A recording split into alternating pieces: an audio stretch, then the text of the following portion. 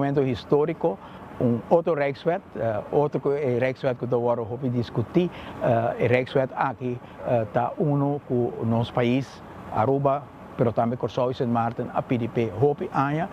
que está em Rijkswet para chegar a uma geschillen regeling. Caminha que ora tem uma disputa de interpretação de qualquer artículo de estatuto, que não unicamente nós temos o caminho de cana de apelação de Rijksministeriaat, que hoop best não está conduzir a outro resultado que nós deseja, agora tem Rijkswet que o Parlamento de Curaçao, Sint Maarten, junto com Aruba, atrás de e Aruba toca é honor a petição do Parlamento de Aruba para entregar a Rijkswet geschillen regeling aqui, que está abrindo caminho, que se passa, que nós também temos fórum, caminho da Raad van State, que toma a decisão final arriba qualquer disputa que portem de reino, e isso aqui está pondo nós de uma posição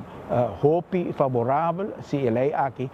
pode chegar a final positivo, caminho que hora que tem uma disputa, nós podemos parquear isso aqui na Raad van State, lá ganham cultura e juízo jurídico que não tem,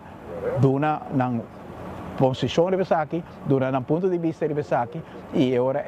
nós prosseguimos com invertir em relação com o reino, sem que o aspecto aqui queda um rol de processo de lo qual nós vista em relação com o reino. Hobby best nós mira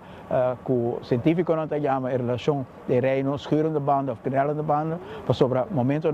de interpretação e diferença de interpretação arriba estatuto, está por um peso grande arriba em relação ao reino, e se nós propõe de mão de uma instância objetiva, mas na Raad van State, e sigue cana, depois também uma posição de Raad van State, e agora nós cria um reino que funciona muito melhor, e Aruba é honor para apresentar a lei aqui, que tem que cana seu caminho.